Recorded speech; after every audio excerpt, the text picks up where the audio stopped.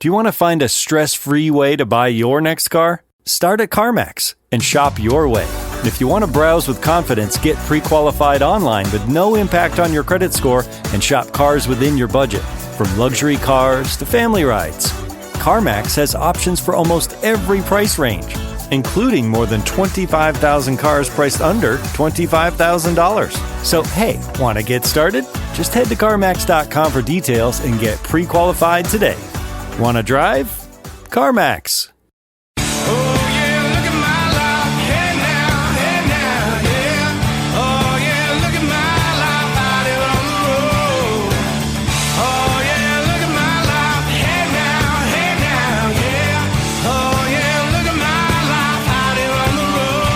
Hey now!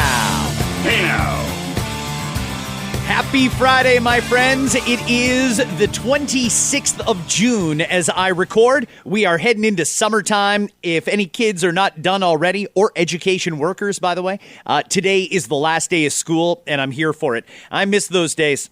We got to figure out a way to do this for adults, too, because I'm missing out on the summertime. What is it, like 75 days until Labor Day? Summer is way, way, way too short, everyone. Enjoy every minute of it, and I hope you can keep checking into Scott Fox After 9, even if your schedule is going to be a little different because you're on vacation or something like that.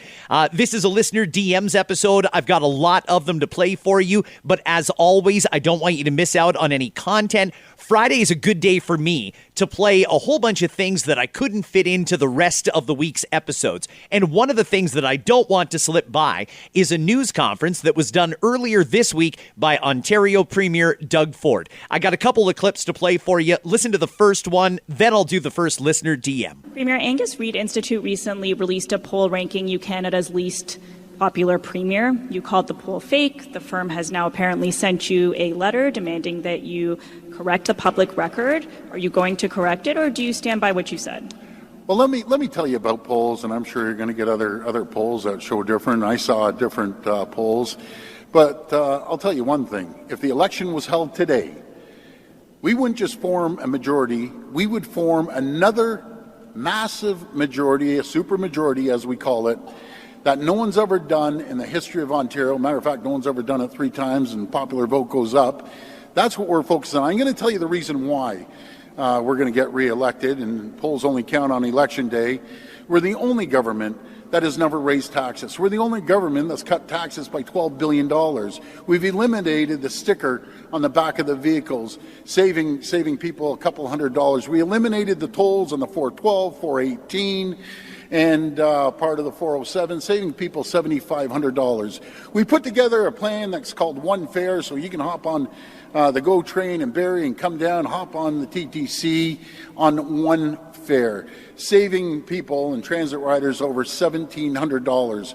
We announced the HST with great partners from the City of Toronto and all municipalities, along with our great partnership with the federal government. We're tough on crime. We're leading the country when it comes on being tough on crime, hiring tough on crime judges, hiring more prosecutors, working with the federal government. I want to thank the federal government for bail reform.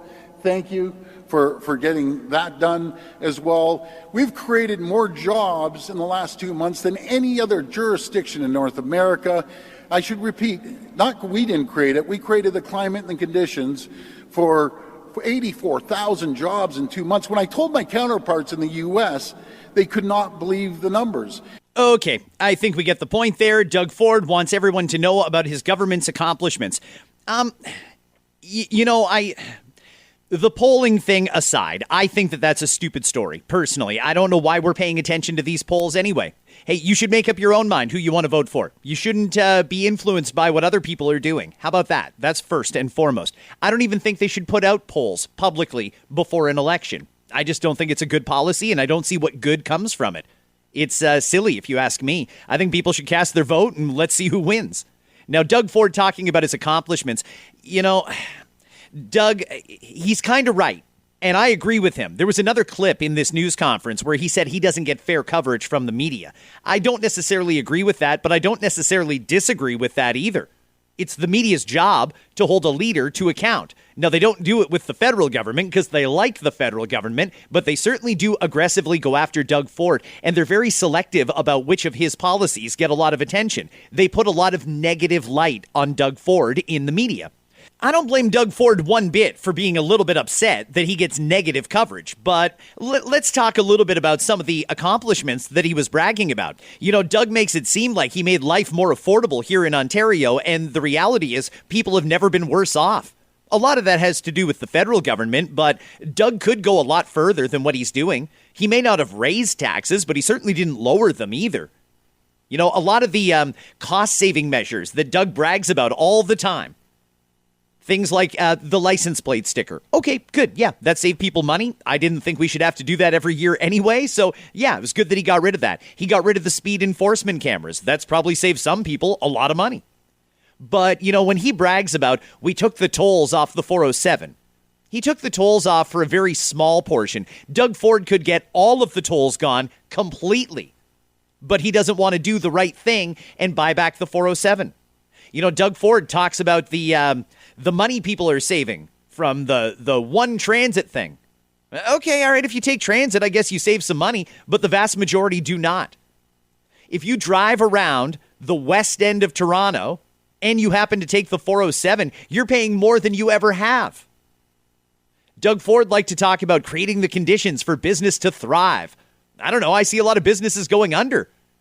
I'm not saying he's doing a bad job, but there's a hell of a lot more he could do to create the climate where business wants to invest. Unfortunately, there's also a lot of uncertainty federally, and that might be out of the Premier's control. Anyway, I wanted you to hear a little bit of Doug Ford's thoughts on the polls there, because the latest Abascus poll that just came out has the Conservatives at 41% and the Liberals at 32% and the NDP even lower. Okay, well, that's very different from the poll last week that said Doug Ford's personal popularity or approval is at 21%. It's hard to reconcile that. He's got his lowest approval ever, and yet he would win another majority government if an election were held today. That says a lot about the options that are available.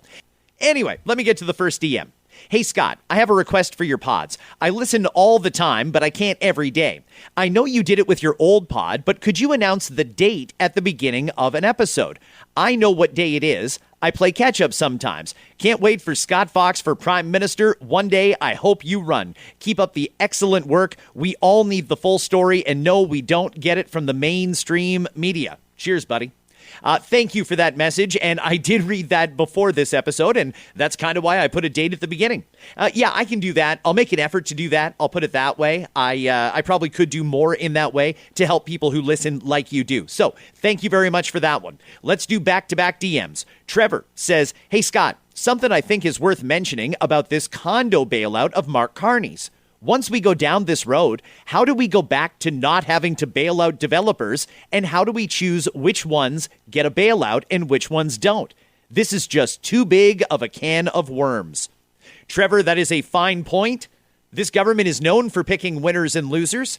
I don't know exactly what the criteria is going to be, other than, let me point out, this whole plan seems very, very rushed through, not well thought through either, and there is a lot of holes in it. On top of the overall issue, should taxpayer dollars be used to finance real estate investors who made a bad investment? Trevor, this is going to come up again, so I'm going to leave it there. There are more messages on that topic.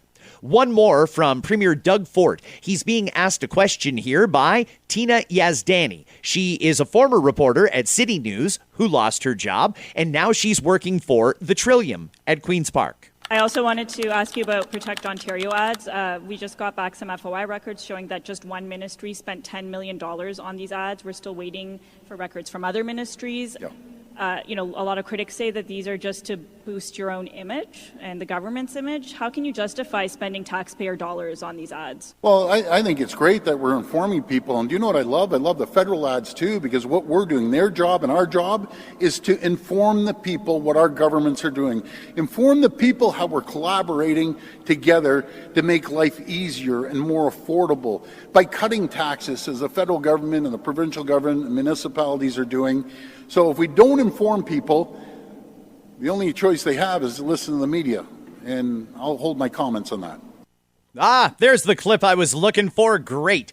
Okay, yeah, Doug Ford obviously is not happy that his popularity is way down and the media is ganging up on him. A lot of that is self-inflicted, and the premier is being very misleading there by even suggesting that the federal and municipal governments are lowering our taxes. Did your property tax bill come in? Did it go down? The federal government, what are they doing? I mean, I guess they cut the excise tax on the gas, but we're still paying more than we should, and our dollar is in the toilet, which makes it even worse. Come on. Hey, spending that much money on advertising isn't just to inform the people. You know, advertising budgets, provincial ones in particular, used to be for things like running commercials to tell you that Ontario grapes are now growing and support Ontario farmers, drink Ontario milk, stuff like that. That's what those ads used to do. Now all it is an infomercial for the government of the day. And now that we've gone down that road, future governments will do it as well. Nobody's watching those Protect Ontario ads and feeling more informed about what's going on. We all know they're meant to make us feel good and like our leaders have got this. I think most people can see after a year they don't exactly got this. Will you be attending any pride parades this year? I'm not planning to. No, why not? It's just not on my plan. That is a little bit of the Pierre Poilievre episode that I'm going to be doing in the next couple of days. Pierre Poilievre also did a spring session ending news conference. He covered a lot of territory, and I want you to hear it because it's not getting fair coverage from the mainstream media. Pierre Poilievre being asked a question by a reporter and then a why not? When he said no, he's not planning to attend any pride parades. Feel how you want to feel about that. I really don't think pride should be about politics. Hey, love whoever you want to love, completely.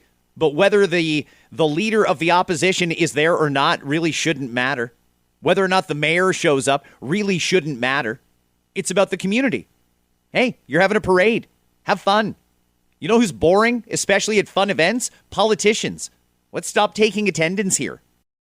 I don't blame the Pierre Poilievre for not wanting to go also. You know, it's one of those taunts if he doesn't go. If he doesn't go, oh, he's anti-LGBTQ. No, he's not. It's just he's not particularly welcome there. Traditionally, the LGBTQ plus community doesn't like conservative politicians. Why would they go where they're not really welcome? Judge him by his family situation. How about that? His dad's gay. You know? But he'll still take criticism as someone who's not an ally. And the left-wing media is just waiting for an opportunity to pounce. When he shows up, they're going to report nonstop about how much he gets booed. If he doesn't show up, they're going to say, well, he's obviously not an ally. It's a setup. I don't blame Poilievre for not going. Moi, je veux protéger notre population contre les abus et non pas protéger les politiciens contre la parole libre. I think, did you ask that in English or French? Sorry, sorry. It all becomes like a weird jumble in my head. Sorry about that. Would you like an English answer? You're like... What I may ask you as a follow-up in English is, you know, we don't have any laws targeting the companies. Why don't you have any coffee in here? Duly noted. Conditions have really fallen apart. Sorry. That's a cute, lighthearted moment, and I can see how that would happen. Pierre Poilievre, all day, every day, answers questions. He does it in English and in French. He's got all these talking points that his staff have said. When you get asked about this, you gotta say this. It's all in his head and it's all jumbled around. I'm sure the guy probably doesn't even know what day it is sometimes. That's a real, honest, nice moment from Pierre Poilievre. Couldn't even remember. Was that question in English or in French? Because he instinctively went to French there. That's cute. That's good. I'm glad that that's out there, and I'm glad the media actually acknowledged, hey, the guy's human, and he's not as robotic as we try and make him seem on TV. Anyway, let's get back to the DMs. This one is from Angie. Hi, Scott. I was enraged listening to your pod yesterday. I had to put some things back on the grocery shelf, but Carney is using our money and our grandchildren's money to buy condos for Brookfield. At what point do Canadians wake the F up and realize what is happening here? And no one's mentioned anything about Brookfield, but after a year plus of Carney, we can read between the lines. Okay, Angie, thank you. You are suggesting that Brookfield is benefiting from the Prime Minister being very generous with our taxpayer money.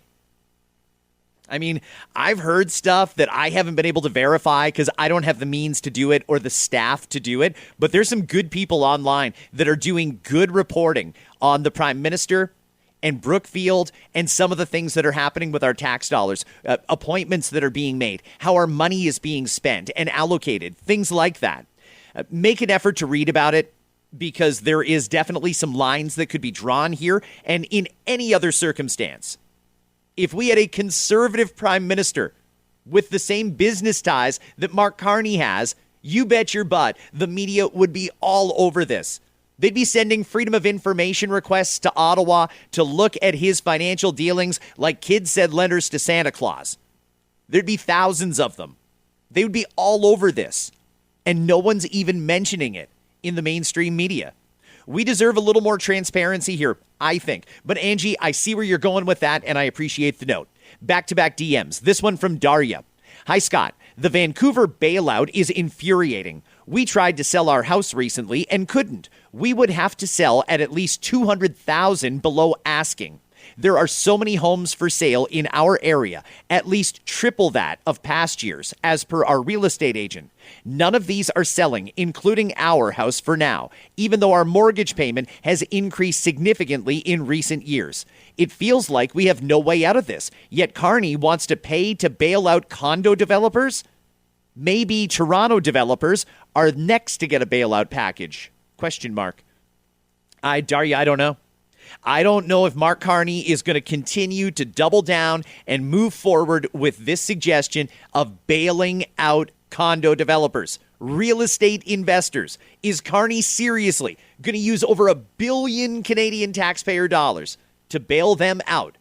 Or is he going to walk this back and we're going to let the market do what the market does? And if no one's willing to pay $1.4 million for that condo, maybe they drop it to 1.3 and they'll find a buyer. Maybe they have to drop it to 1.2 or 1.1 or, God forbid, 750. Someone will buy it, but they haven't figured out what the price is yet because the developer doesn't want to sell for less. Well, Mark Carney wants to bail them out. Personally, I think that's wrong. On this topic, though, yesterday, the British Columbia Premier, David Eby, was out speaking to the media. He does not seem like he's in lockstep here with the Prime Minister. Listen to this. On this condo proposal, it's, the federal government was enthusiastic about us announcing this before all the details were out, but in the absence of the details, the plot has been lost a little bit here. So happy to share some of the information with you. If you are a condo developer that took a bet on the high end of the market, and you're facing significant potential loss of profits, what we are proposing will not assist you. The government of BC has been very clear, I've been very clear, that we are seeking to make housing more affordable for people, and that includes inevitable corrections in the market. What we see as an opportunity right now is the chance to buy products below the cost of construction, below the cost of what government can build them for, and make them available through a rent-to-own program for British Columbians. The numbers don't work in Vancouver, but they do work in places like the Fraser Valley, Vancouver Island, and the Okanagan.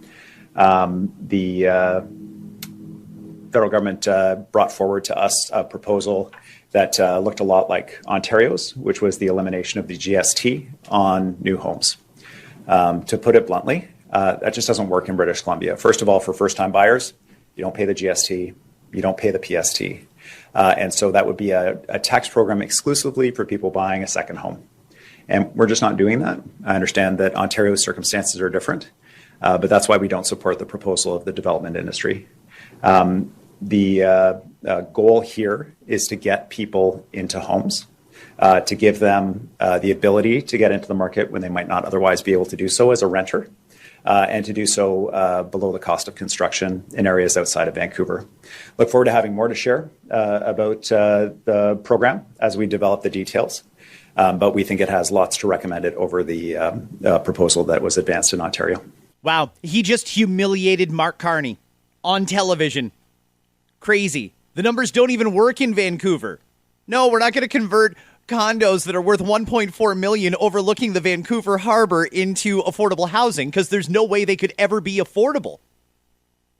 What a mess. What a mess. Anyway, I'm not usually a fan of David Eby, but that was pretty well thought through. You can tell he understands what he's talking about and he knows the market. So good on him. That was a respectable answer there from him. Let's talk about modern home shopping. It's sort of become a fun side hobby, right? Scrolling listings at night, dreaming about kitchens you've never seen, or backyards you haven't even stepped foot in, all from the comfort of pretty much anywhere. Redfin knows a lot of people like you want to own, but are stuck in this browsing mode loop. That's where Redfin flips the script. With listings that update within minutes and tours you can book right from the Redfin app, you can see your dream home the moment it appears. Now, liking a listing is easy, but actually landing it, that's where Redfin comes in. Redfin has over 2,200 agents with local expertise. And Redfin agents close twice as many deals as other agents. That means they want to help you win, not just window shop. Redfin is built to help you go from just looking to wait, this could actually be home. So become the newest neighbor on the block. Visit redfin.com to start finding and start owning. That's redfin.com. Next DM. This one is from Samuel. Hey, Scott, I have a question for listener DMs. Are you a fan of F1? And if so, what driver or team do you like? Samuel, I am not a huge F1 fan. It's not that I won't watch it if it's on. It's just I feel like it's trying to take on a whole new sport, and it's so different from anything else that's out there that I have so much to learn that I feel like it would take me forever to become a fan. I think that's my knock on F1. They certainly don't make it easy to just take it up. So I can't really answer that. Second question, what is Scott smoking? Thank you, and have a great weekend. Samuel, thank you. I appreciate that. Right now, I'm smoking a whole bunch of different things. Am I crazy, or have we had a couple of months here of really no new innovation when it comes to cannabis? Seems like everything that's out there now has been there for a while, and it's all the same strains that I had tried most of them. My best recommendation right now, if you want good bang for your buck, it's good value, and look for the sativa version of it if you can. It's called Deelish, Deelish. It's a purple tube. It's hitting around 30% right now. I think it's a good, nice buzz that you get out of that. I feel pretty motivated after I try it, so feel free. Deelish. And I will make an effort, by the way, to go into my stash and try and figure out what it is that I actually like lately. So I'm going to work on that for you, too. But thank you for that DM. This one is from Jordan. Scott, listening to yesterday's pod about the Canadian government purchasing condos in BC makes me wonder what they'll do for a city like Brampton, Ontario, where mortgage delinquencies are rising as the days pass. Because of fraudulent mortgages, the city is tanking. If they do the same thing they're doing in BC, it's just adding to the artificial economy that the Liberals have been relying on not to burst, so they can continue on with their artificial government statistics. Ooh, Jordan, that's an interesting one. About this condo bailout, I mean, essentially what the government is doing is somebody owns that right now. It's the builder. And they can't sell it for as much as they want to sell it for, so the government's going to come in and bail them out. How many people are in the same situation? Regular people, not condo developers. I believe it was Daria or Angie. One of them earlier in the DMs brought this up. Having to sell your house at far less than you think it's worth, or heaven forbid, sell it at a loss. Will the government bail you out? If you paid $1 million for your home and the most you can get for it in offers is $850,000, can you sell it to the government for $1 million? No, of course not. That would be crazy. But that's exactly what the government is doing with this bailout of condo developers. I want to play something else here for you. Jamie Dimon is the CEO of JPMorgan Chase. Now, by the way, you don't get to be the CEO of JPMorgan Chase unless you are a very well-connected individual and unless you know your stuff. Well, this is someone that would be on the same plane as a Mark Carney, When Mark Carney was a banker, he obviously would have dealt with the CEO of JPMorgan Chase regularly. In fact, I suspect that right now, Mark Carney is hoping to get some investment at a JPMorgan Chase here in Canada. Well, let's hear what the CEO of JPMorgan Chase told a fireside chat just the other day. Mark Carney said, the middle powers should get together. It's a fantasy. They did that. It's called Europe. And it is hard to go to a CFR event these days where Europe doesn't get dumped on, I'm afraid. But Europe, but this is a serious problem. The GDP of Europe has gone from 90% of America to 70%. And at the current, and our view is it'll probably continue to erode over time because high taxes, I'm not against social safety nets, and we should probably talk about that a little bit too, but they're too high and effective in a lot of countries. They have 100% debt to GDP also, but growing slow is much worse with 100% debt to GDP than growing fast. And they're kind of anti-business, poor tax structures that stop investment, capital formation generally drives growth. A lot of that capital is moving here. Like here's some big numbers for you. Our stock exchange is worth I think 60, maybe 70 trillion today. Deutsche Börse 3.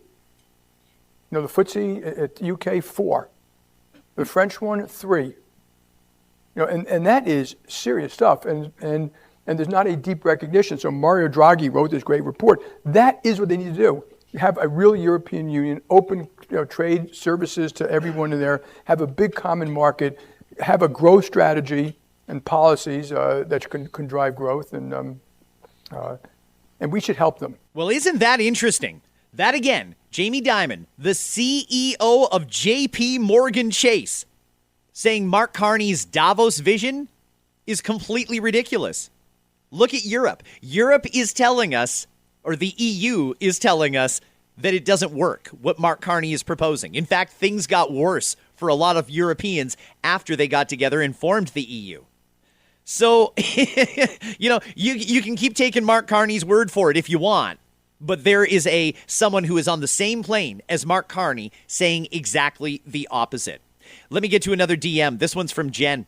Hey, Scott, wanted to give everyone a heads up as to something that happened to me. I got married. Congratulations. I changed my last name to my husband's. My car insurance renewal came in the mail. It went up by $700 without any accidents or claims, but that's besides the point. So naturally, I started to shop around for other quotes. Would you believe that I was getting quoted as a new driver because when I changed my last name, my previous history and experience did not transfer on my driver's license? I had to call the Insurance Bureau of Canada and fill out a driver's report and wait 10 business days to give them that report for the insurance company to obtain quotes. Crazy stuff is happening, and all because I changed my last name. Love your podcast. I thought I would give other people a heads up to make sure it doesn't happen to others without their knowledge. Jen, I had no idea that was a thing. I had no idea that was going on, and I've never changed my last name. So listen, that's a strange one. Let me tell you, I did not know that was possible. If anybody else has had a similar experience, maybe slide into my DMs and let me know what happened, because I find that very, very fascinating.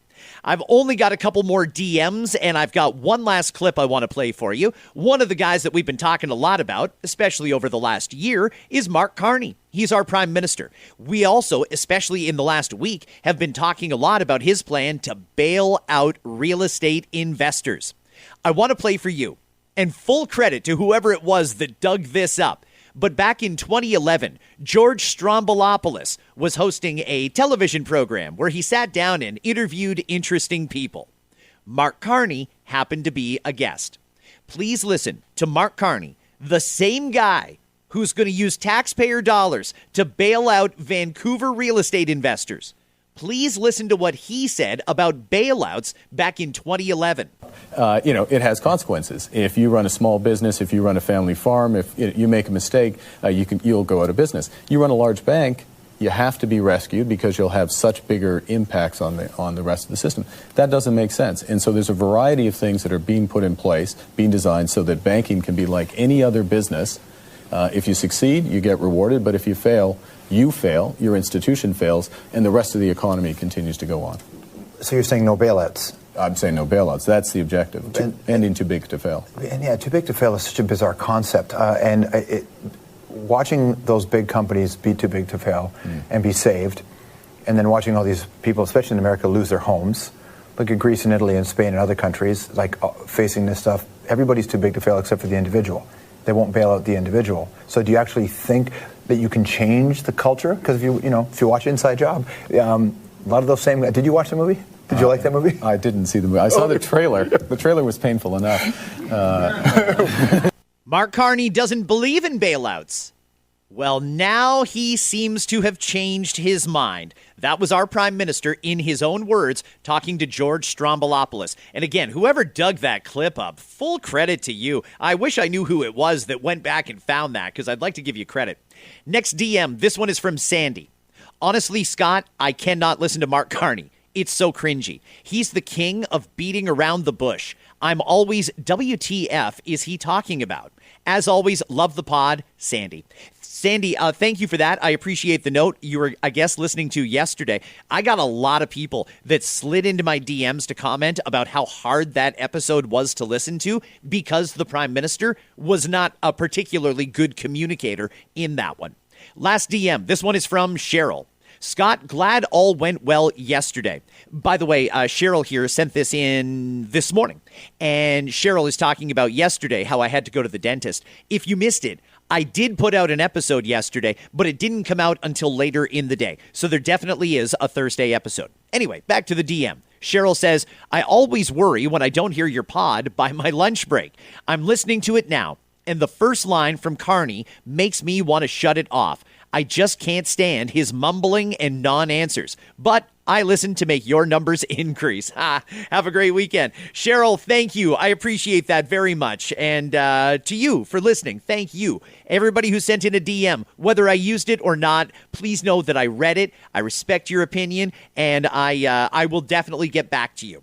Have yourselves an amazing weekend, friends. Keep an eye out for the Pierre Poilievre episode. It's going to drop in the next couple of days. Next week is Canada Day, and despite everything that divides us, one thing that unites us is that flag, that maple leaf, that O Canada that gets belted out in arenas and stadiums and meeting halls across the country every day. Let's remember we're Canadian. Let's never lose perspective of that and always keep fighting for a united Canada. Have yourselves a great one. I will catch you right back here in a few.